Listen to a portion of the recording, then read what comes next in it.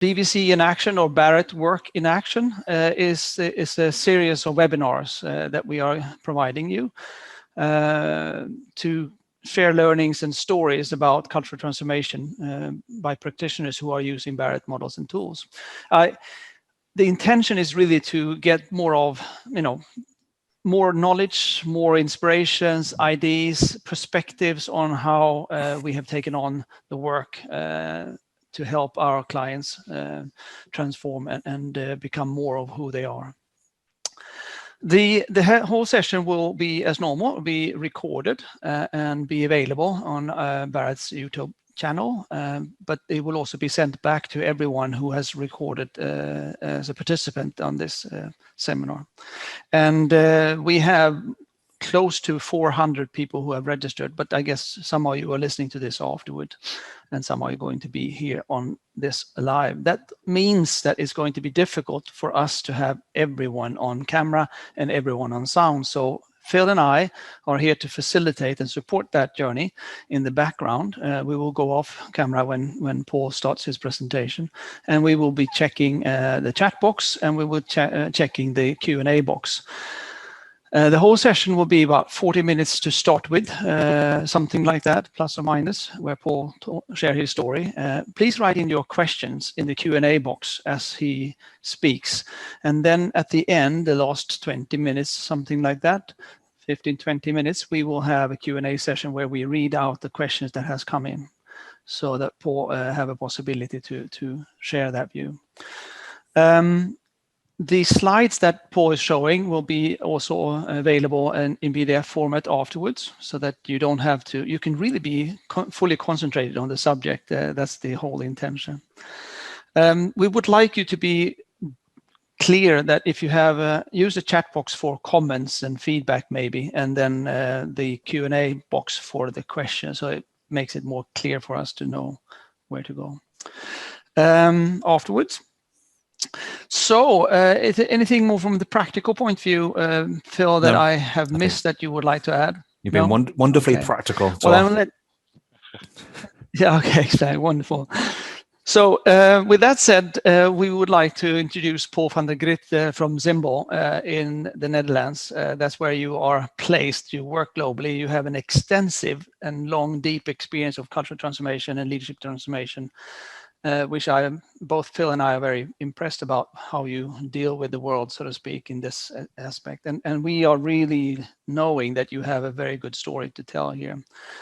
And so we're proud and happy and excited to listen to that story, which is really about how you have helped an organization who had a cultural challenge and turned that into more purpose-driven collaboration, being able to deliver better to the needs of their clients, so to speak.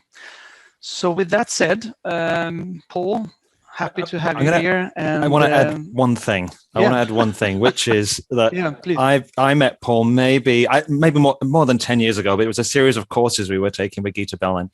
And Paul and I weren't just classmates; we were also roommates as well. And I fell in love with with Paul, and I'm in love with Tor as well. So that's easy. But Paul is a very dear friend, and I'm so happy that you're here to tell this story today. Thank you, Phil. You're spoiling me. So with that, Paul, you can share your screen, and then Phil and I will go in the background, and we will only appear if there is something that is in a comment that we think you need to know in order to make the presentation better. Otherwise, we will be away, and we will give you a short warning when you have 5 minutes or something like that that left, so that you know that it's time to close up. Good. All right. Well, with that said, just maybe before I start, thanks for the introduction, and you're always, it's not just in this session, but you're always spoiling me with compliments and appreciation, and I always feel a bit humbled by that.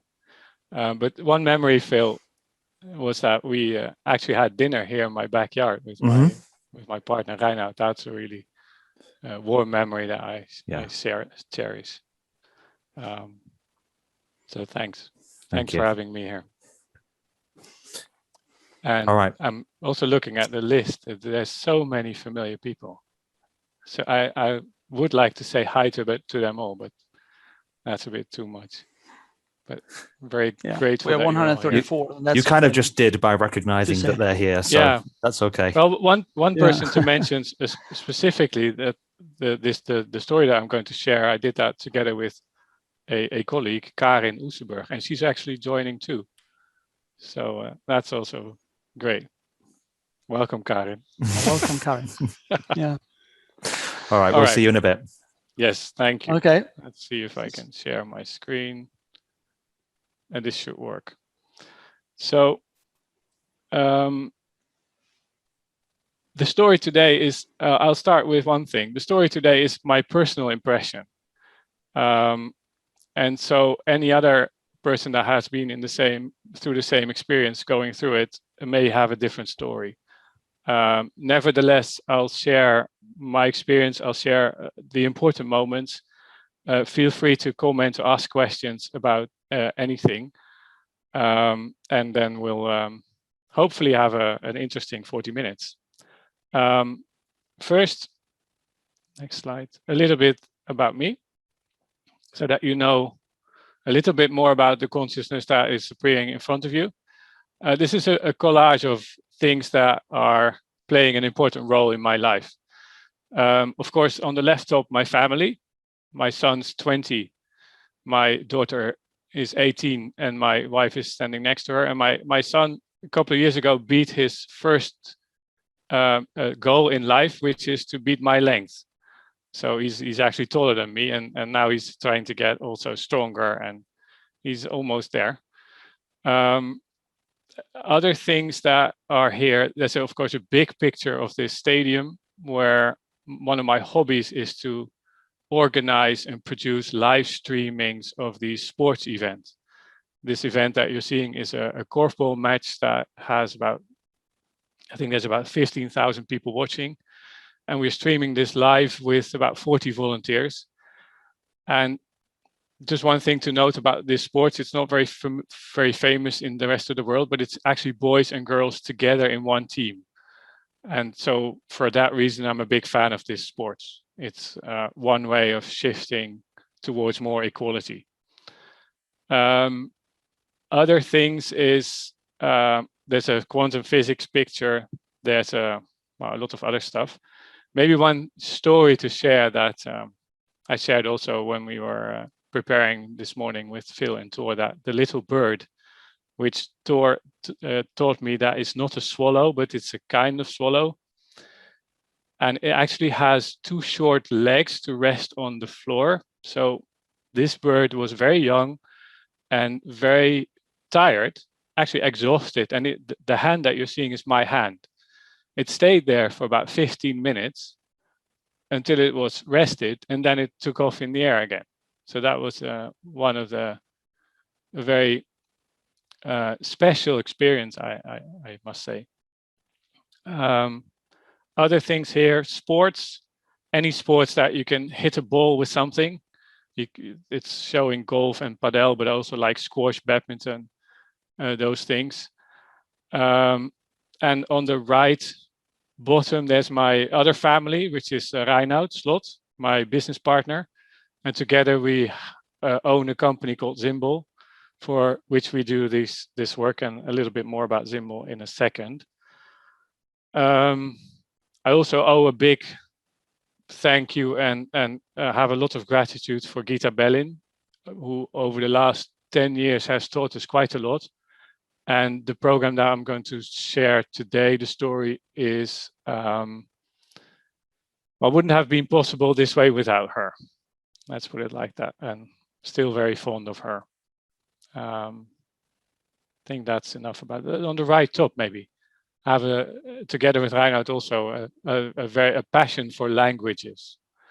So I'm learning how to speak French at the moment, which is quite hard, but it's also a lot of fun. I think that's enough about this slide about me. Feel free to ask questions there too. Next one. So about Zhimble, Zhimble's purpose was on the first slide, which is to turn cultural challenges into purpose-driven collaboration. And actually, it should be cultural and leadership challenges. And the reason is that what we feel at the moment is that the purpose of organizations is changing. It's not just performance anymore. It's not just results in financial terms. It's way more than that. It's more the impact that we have on the planet and on the well-being of people in general. And there's a lot to do about congruence between what is it that we are trying to achieve in the world, and then back inside, what is it that our employees are experiencing. And for example, this little ladder, I won't explain it, but I'll share a couple of stories. One is that I've been working for an energy company, and employees in this company are actually leaving because they feel they're not making enough of a difference. And at the same time, this company is making huge steps into creating sustainable heat for housing. And somehow, the way this organization is run is not very congruent with what they're trying to achieve. Similar with Thor and Phil, we are working for a large humanitarian organization at the moment, and they are both relieving humanity from suffering, also at the same time, so beyond this, looking for ways how to improve well-being on this planet for humanity. And at the same time, looking inside of this organization, there's loads of stress. And a lot of people are struggling with burnout. And so somehow, this is not congruent. And the way we organize these companies is not very congruent. So that is basically why we've created Zhimble. And as a very practical thing, what we deliver is programs that focus on cultural transformation, leadership development, team coaching, all these things in international, multinational companies. And we've been doing that for the last, give or take, 20 years. Then towards today. So we're talking today about the story of a pharmaceutical company. And I am extremely grateful that I'm allowed to share this story today. And also to be in integrity with the people in this organization. I'm not going to mention anything that could reveal their name. I can't answer questions in that direction. And I can also not mention or reveal anything that talks about the types of vaccines they produce. I wish to stay in integrity, so please don't ask questions that in that direction. Also don't mention these things in Q&A and in the chats. The purpose of today is also not that. The purpose is the remarkable journey that this team has made over the last 3 years. Now, the company is a pharmaceutical company. They produce vaccines up to stage 3 clinical trials. So that means material that is ready to be tested on humans. And no doubt a lot of you have heard a lot of this over the last year. So we all became a little bit of amateur experts in this area. So then a little bit about how we design these programs. And this is general for all the things that we do, but also specific in this situation. We always talk about integral design. So leadership, teamwork, and culture. And at the same time, relating it to a business situation. There may be things happening in the context of this company where priorities shift, where business choices have to be made. And we always integrate that into our programs. We can't leave out a certain part like efficiency, or if a market changes, that we leave that out of the program. We always have to look at it from a holistic perspective. It's also something that we can't design it out completely at the beginning. It's a journey, and a lot of people in our clients hate that word, but you have to work with whatever is coming up. So if we, for example, do a values assessment and we have planned something after that, but if the results of the values assessment point us in a different direction, we need to take that.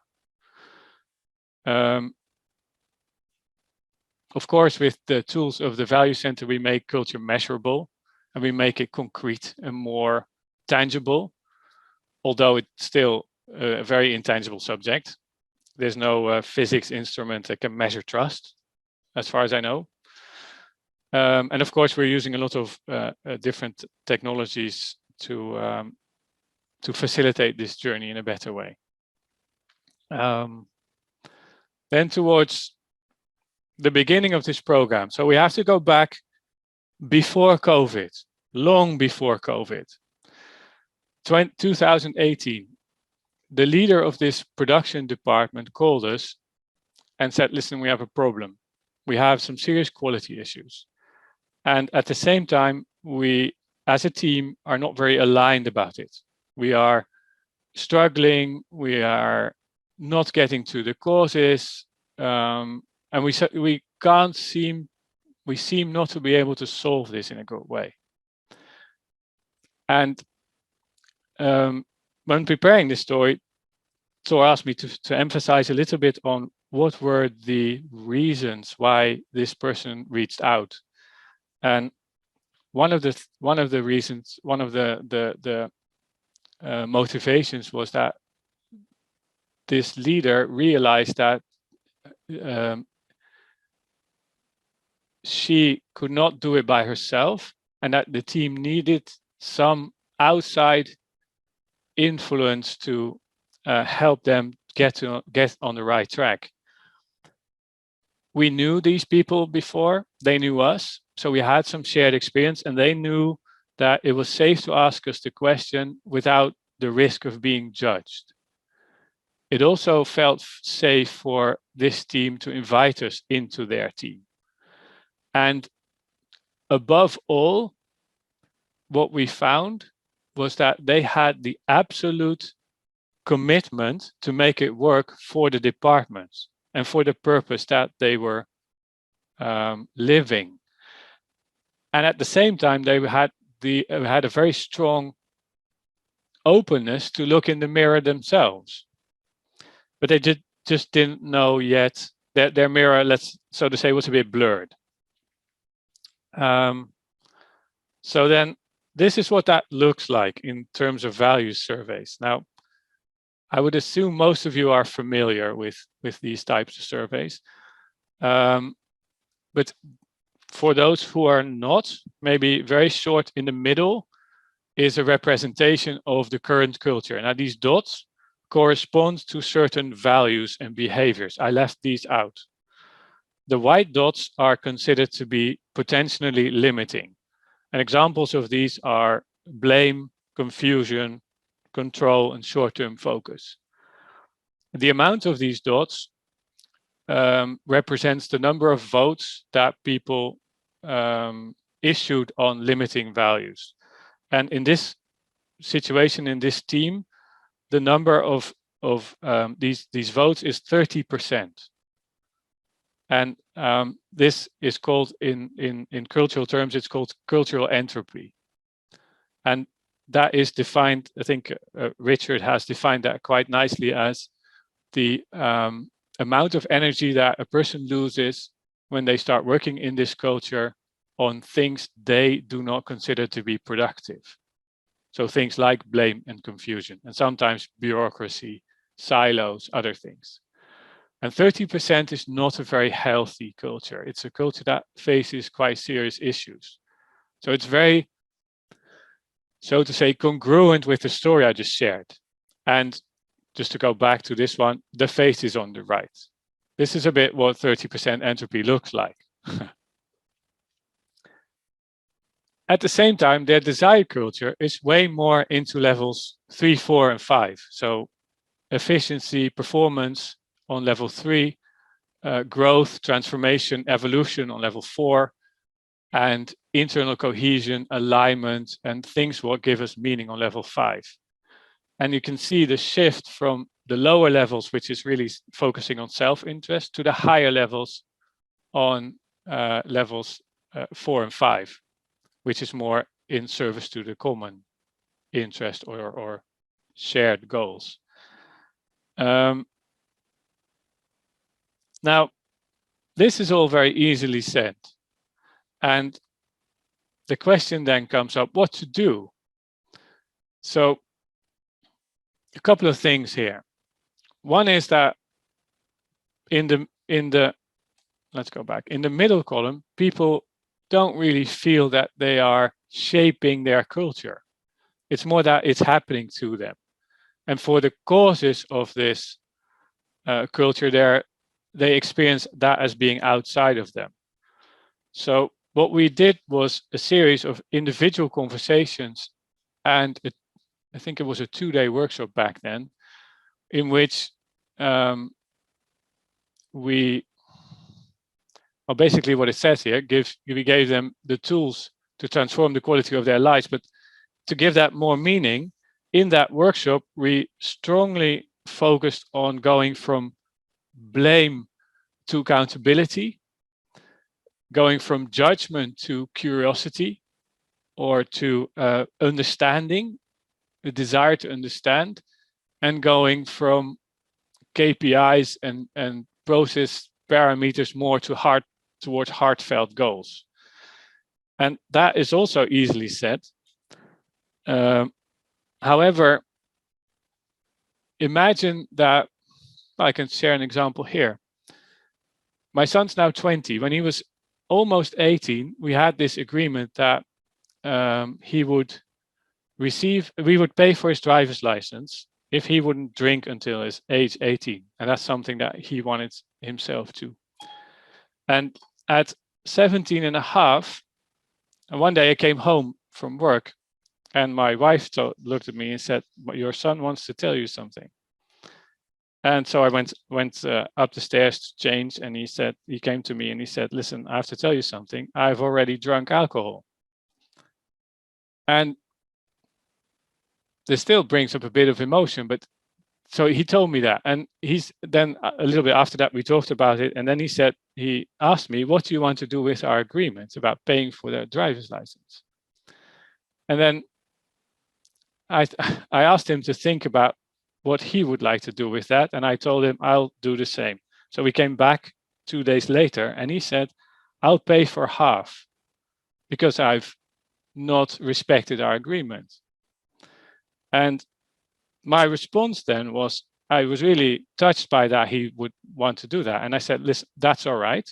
I'll take that because you've not kept up our agreement, but I'll give it back because you told me. And for me, the lesson there was that this level of openness and this level of vulnerability, I could never judge that. I could never judge that.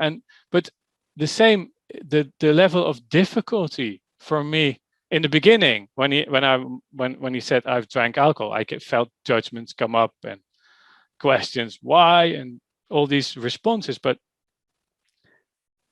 so it's easily said from blame to accountability or from judgment to curiosity. But imagine yourself shifting in a moment like that. And then back to this situation. Imagine that someone in your team comes to you and says, listen, we've messed up this sample. And feel the courage and the level of self-control that you need in order to then ask a question, instead of going with a big sigh and saying, again, why? Can't you do it? All these judgments coming up then. So it requires, it's easily said, but it requires a lot of discipline, a lot of reflection to actually make that shift.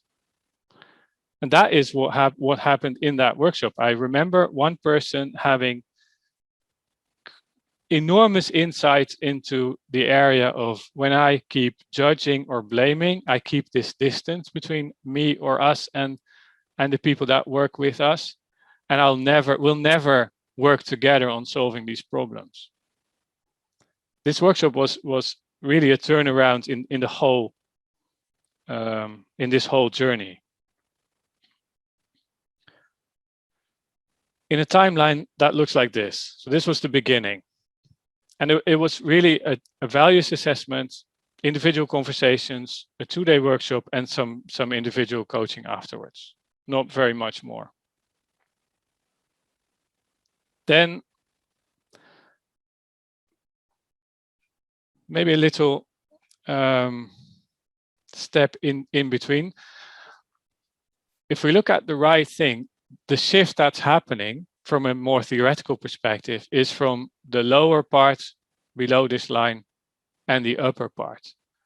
And when we are blaming and judging and maybe creating silos because my colleague is not performing the way he should, or his team, or my boss, or them, this creates an unhealthy culture where people focus on serving their individual needs. They're trying to stay safe. They're trying not to be blamed. And that way, people keep experiencing things happening to them instead of shaping or being in control. Again, then blaming circumstances, blaming others, and so reinforcing this vicious circle. When people find their role in this whole thing and what I just described, not blame or judge, but more ask questions. Why is this happening? What did I do to contribute to that event? Then you get more into this upper circle where I discover what I've done. I discover my role.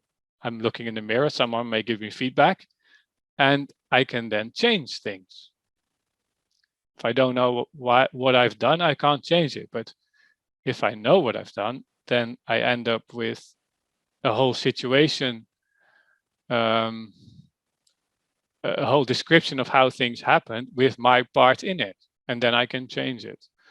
And this all connects to very recent psychological research by Dacey and Ryan in a book called The Self-Determination Theory, which relates to these left 3 basic human psychological needs. I won't go into depth here, but I found that very fascinating to discover. So then, 1 year ahead on the journey, 2019, second values assessment, and a lot happened here. Now, these are 2. The upper one is the values survey of the same group, where they shifted from the 30% entropy that you saw before and the 5 white dots in the current culture towards no dots showing up. But let's see, I have it here. 8% left in 1 year. So this team created a completely healthy situation in their current culture. And not only that, there's also things showing up, appearing in the current culture, like coaching and mentoring, like customer satisfaction, which is really outside of their own team, like leadership development. And there's also, which is also an important indicator, there's 5 matches between the current culture and the desired culture. So this team, this culture is really one that's on the right track, that just needs a bit of tweaking. So things that show up here in the desired culture are initiative, excellence, leading by example, but keeping the things that are already strong. The second value survey that you see here is one that includes the seniors in this department. So about 20 people that basically should run the operations. They are experts, they know everything, and they can lead the operators in this organization. And this team has 2 white dots and 7 positive ones, and this is about 14% entropy. So we can already see that the healthy culture on top creates a bit more space below. Here again, we organized a follow-up session with these seniors, and here's something that didn't go. It didn't go bad. It wasn't negative, but it was also not as good as we intended. So we organized this workshop with all these seniors, and although after this workshop they got together more, they talked more about the things that kept them busy, but they also gave feedback at the level of, we felt that the workshop was not concrete enough, was not tangible. We have difficulty translating it into our day-to-day work. So we kind of missed the boat a little bit there. Fortunately, they gave us that feedback, and we kept working together. And so covered that already.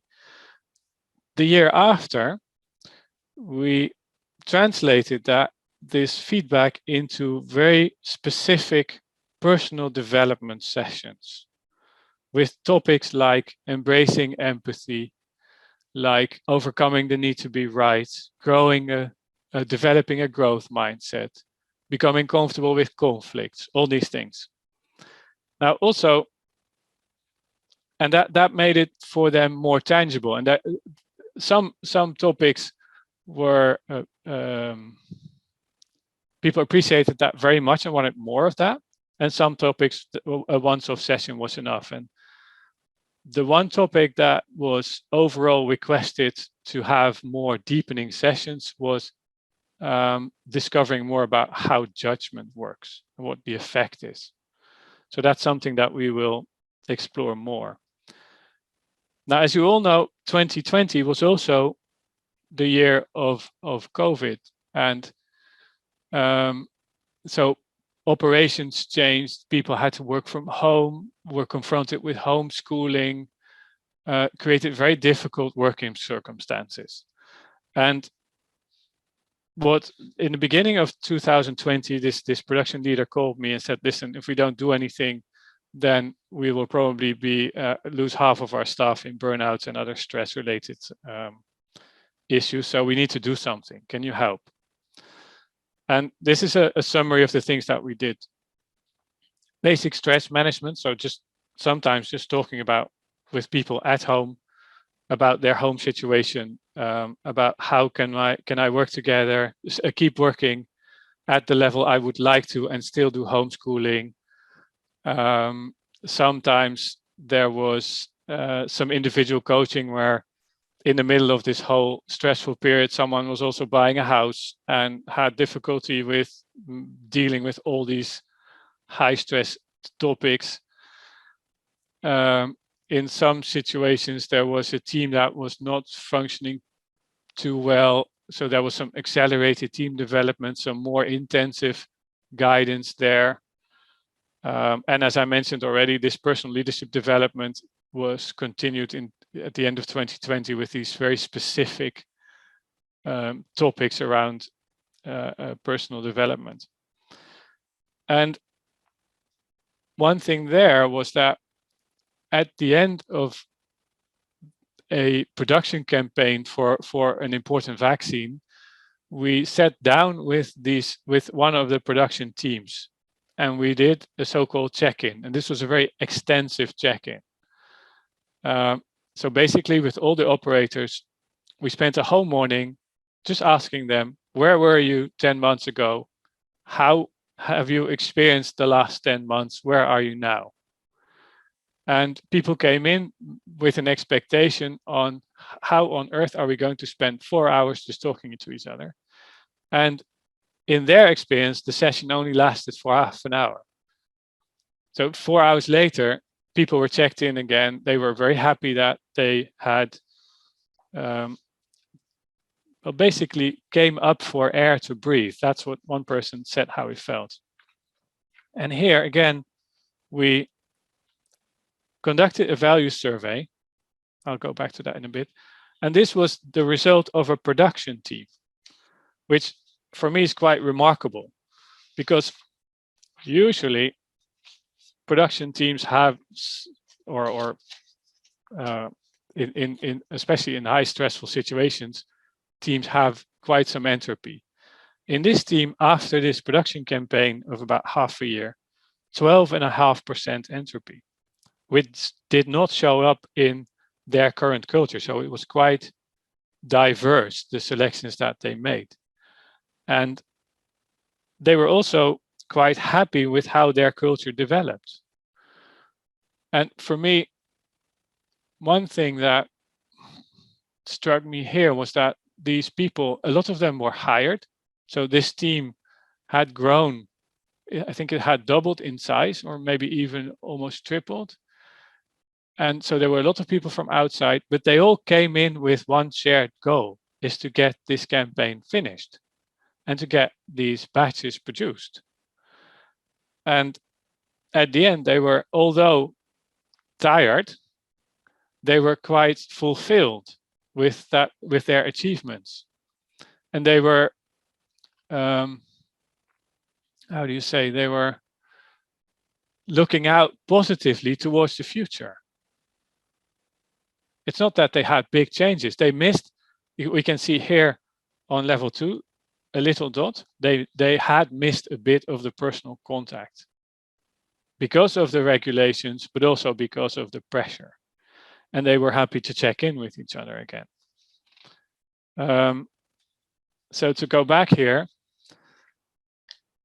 I mentioned these leadership development workshops about empathy and all these things. And at the end of last year, or somewhere in the fall, we had the opportunity to meet in person. There was a little gap where that was allowed. And we talked about what is the next step for this team and this department. And again, one of the striking things here was that although in the midst of this very high pressure campaign of producing these vaccines, their next step, what they identified, was to take more ownership for the purpose of this whole organization and not just theirs.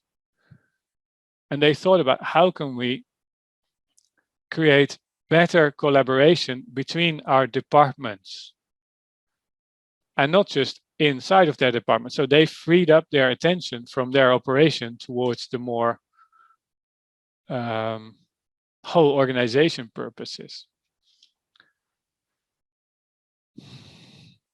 So then this year, continuing this journey, and we're now, what's happening at the moment is that this team is now working together and delivering people to a, how do you say, subsidiary, to another part of the same company where they scale up production. So they are actually exporting talent, experience, and knowledge to help others start up whilst continuing their own production. Also, about a month ago, I spoke to this production leader, and she said, although we are in the midst of a very extremely busy period, I personally don't have much to do in that operation. I can look bigger than just my operation. I can look at what are we going to do after this campaign. So what's our long-term goal? What other vaccines do we need, are on the horizon, and do we need to produce? What's the next? And what's our long-term purpose? And then how does that translate into strategic goals? And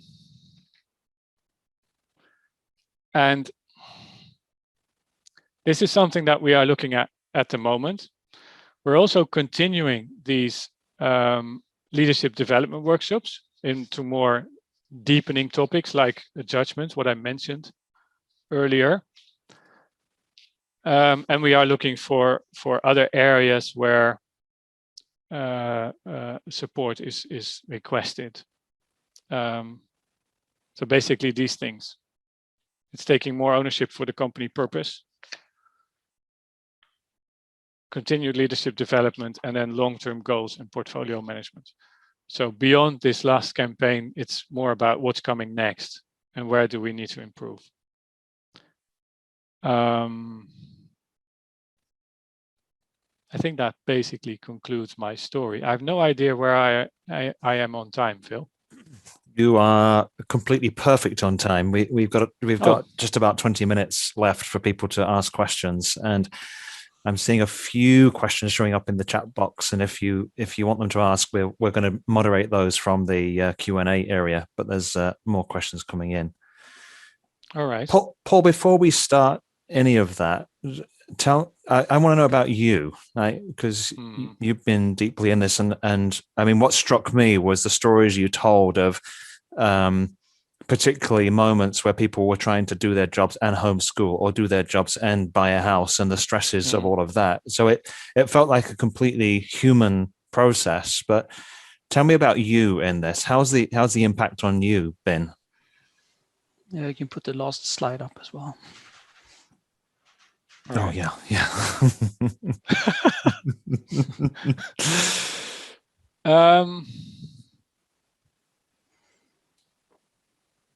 But it has been also part of me in my growth. So, and it's how do I say that? It's quite difficult. It's like meeting with friends, spending time with them, learning, and it's not like I'm a consultant working for them as a pharmaceutical company. It's me working with them. I can't mention names, but I would mention that it's me and Karin, who's also on the call, working with them together. And one example also is that we had offered everyone in that organization the opportunity to call if they had any question, any topic, any situation where that was hard to handle for them. And they would just call me and say, listen, this is what I'm facing. I'm buying a house and my stress is going through the roof. Can you help me? So we did that. So it's just people working together without any boundaries or any definitions or any limitations. Thank you. Thank you. That's wonderful. Does that answer? Yes. Yeah. Should we jump in with the questions, Tor? Yeah, we have 14 questions right now, and you can continue until the end. We will try to answer as many, reflect upon as many questions as possible, but our experience is that we won't be able to cover all. Just so you know, all questions that being posted will be addressed afterwards by Paul as well. And the answers to those questions will be posted along with the PDF of all the slides as well. So you will be able to capture that as well. Mm-hmm. So we are just keeping as many questions or addressing as many questions as we can. And I don't know if you would like to start, Phil, by I'll picking start. One of those. I'll start. I'll start somewhere in the middle from Life. It's how did you mobilize the leaders to open up and actively promote the transformation? And who was this? This is Life, I think, in Poland. Life Christensen. Well,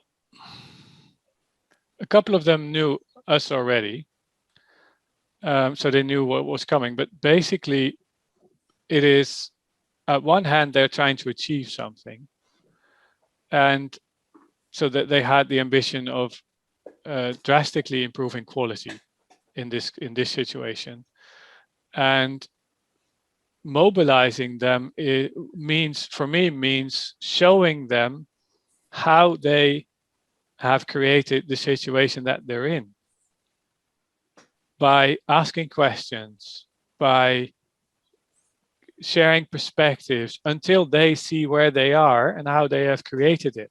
That is something that mobilizes someone into, okay, if I can see how I have created or what my part is in this, I also know what to change. That's a mobilizing act. Does that make sense? Yeah, absolutely. It's not in the old, in let's say for me in the expression of mobilizing is something like, yes, you can do it, you have to do it, let's go on this journey. It's not like that. It's discovering what is it that's driving us. In this particular situation, it was mastery. We are bound by mastery in making life-changing vaccines. Mm-hmm. That's why we're here. And tapping into that ambition, aspiration is mobilizing. It's a mobilizing act. Thank you. You will see that there are quite a few questions around the purpose and how you worked and delivered on that. So we'll come back to that. Take some other characteristic of questions there are. One which is very from Phil Badley. How have you had to adapt your approach because of the remote working due to the pandemic? Well, I was used to, and Karen and I were used to just going there. We were allowed to go there, and we had offsites in physical spaces together. And so after the 15th of March last year, our approach went totally virtual. Or about 98%. There's one or two occasions where I went to walk in a forest with someone because we really needed physical presence, but all the rest was done virtually. And so that required us to be very specific in this is what this next intervention, this next action is going to be about. More alignment between us and the leaders there. And more small interventions, I would say. More individual conversations. And just bringing the essence back to a group. But sometimes also just this check-in I mentioned was just like a morning tea, and just everyone sitting back, relaxing in their chairs. Some of them were in the office because a lot of them had to work inside of the laboratories, in the clean rooms, but a lot of them were at home too. Thank God for technology. Yeah, just imagine if this would have happened 10 years ago, we wouldn't have been ready at all to do what we do today. Not. Okay, Phil. I'm going to go back to purpose because there are a lot of questions around that, and we'll address those as we go through. But Clive Wilson, I'm going to combine two together, one from Clive and one from Peter Paul in the Netherlands. So Clive is asking about what he noticed was the lack of S values, the societal values in the results, and therefore relating that to a sense of was there a feeling that there's this is really societal work that's going on here. And also from Peter Paul asking about, have you been able to connect to formulate around their purpose in the work?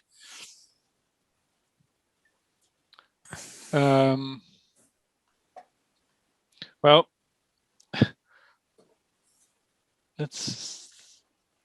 my first guess would be that people work here to get rid of diseases in the world. That's why they come. And so that's so transparent, they don't even mention it. So they focus a lot on how are we going to get rid of these diseases? What do we need to do to get rid of that? And they don't always mention the actual deep why. I think it's in that area somewhere. We have a similar experience now working for another organization, a humanitarian organization, where making a difference does not show up, but that's the reason why people are there. Yeah, it's I think it's in that area. Baked in. It's it's obvious. It's yeah. Here's another. That would be my first guess. Yeah. Sorry. Did you want to add anything there, Paul? do that? Okay. A completely different type of question, which is interesting here from Pilar, and it's all the manager and the middle manager team are still on board, or has some bosses had to leave the company because of their lack of alignment with the cultural transformation? There is one person that has left, and there's a new person that came in. So mainly it's the same. Mainly it's the same. At the lower levels, a lot of people came in because this team had to double in size. And at senior level, 1 or 2 people left. Some because they were ready for a new challenge.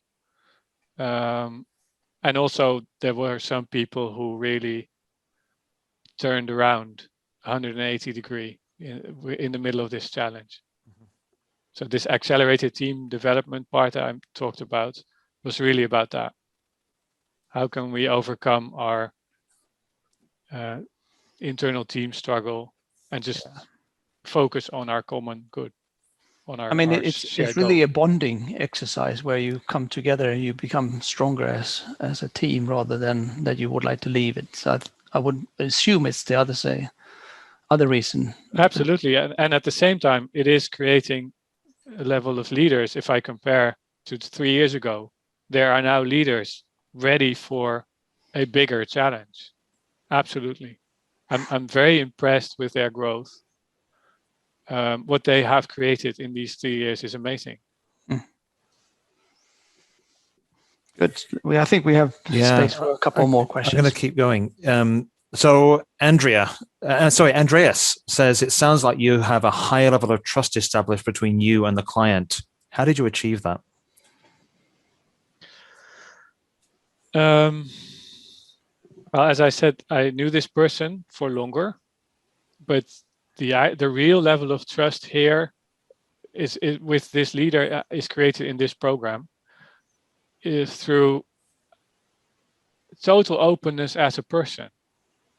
It's not that I am a consultant and this person is a production leader.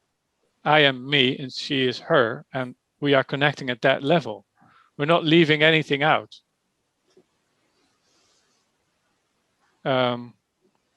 Combined with a very sincere attempt not to judge anything, but still tap into. Her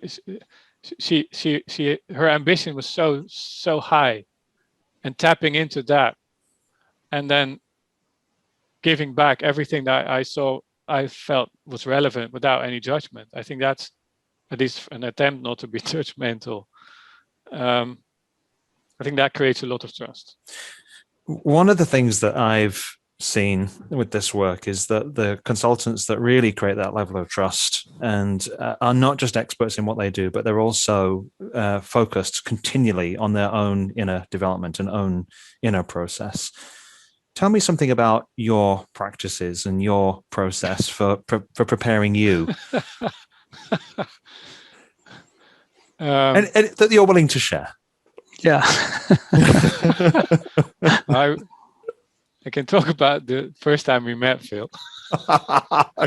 Careful. No,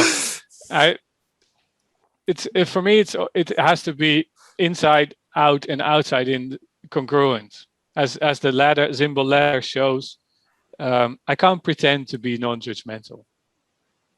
So, and for me, that's the hardest thing that I can aim for, achieve, intend to be. So I spent, I don't know, there were years that I've spent like 60 or 70 days in courses, and not 1 year, but maybe 10 years in a row. Getting rid of fear, of judgments, of identities, of definitions, and having not always, but having a lot of fun doing so. And it's never finished. I'll sign up for the next tomorrow if I can. There's always a lot more to discover. So And it is, for me, it is two-sided. I can build skill in learning a language. But if the inner part is not following or leading, if you wish, then I'll create some pretense of myself. So, yeah, and practices, I meditate a lot, I do some advanced practices. I balance physical exercise with sitting behind a screen like this, which is quite dulling sometimes if you do only that. Yeah. George, do you have one last question? Yeah, I think that we have time for that. I just saw that something came in here. There's always...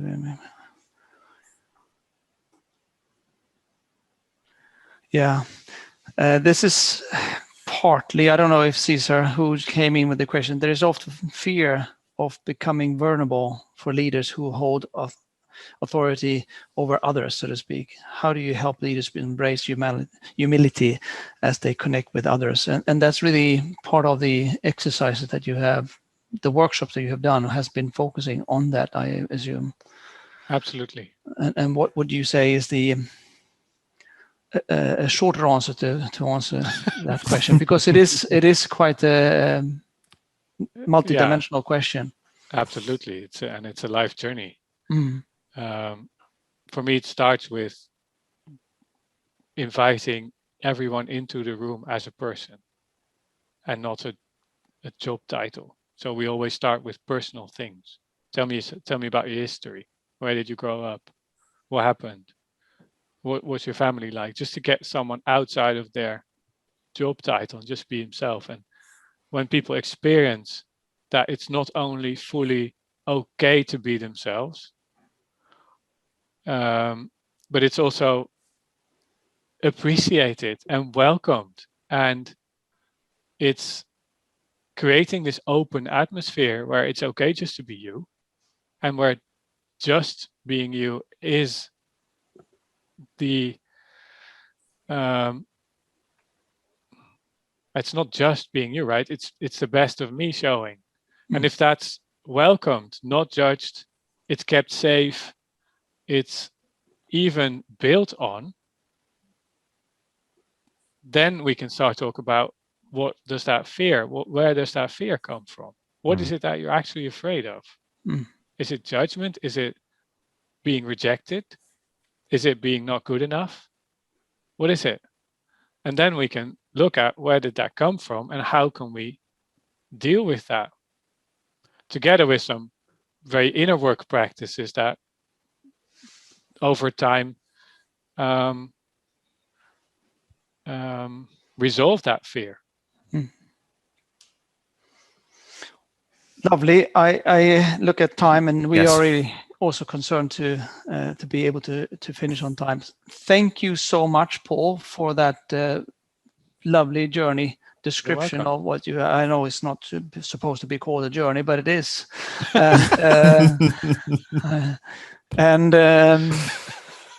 We are very happy to say that we now have this also recorded, and we will then place that. Wonderful. So that's you who have not been able to be here on time or in time, so to speak, you are able to listen to this afterward. And also the slides. And we have a lot in the chat that you can read. There's a lot of appreciation and love and thank you to you, Paul, for a wonderful presentation. Anything you would like to add, Phil? No, just to say thank you again. Thank you to everybody who showed up. Thank you to Paul. Thank you to the client who allowed this story to be told, because this, when we can share these stories, it inspires others to start their own journeys and make the world a better place. So thank you to everybody. And we will come back regarding the unanswered question. We have the 30 questions recorded, and Paul will look at those. Some homework. Some of that will be answered in writing as well. I will. Okay. I will. Thank you very much, everyone. Blessings, everyone. Thank you.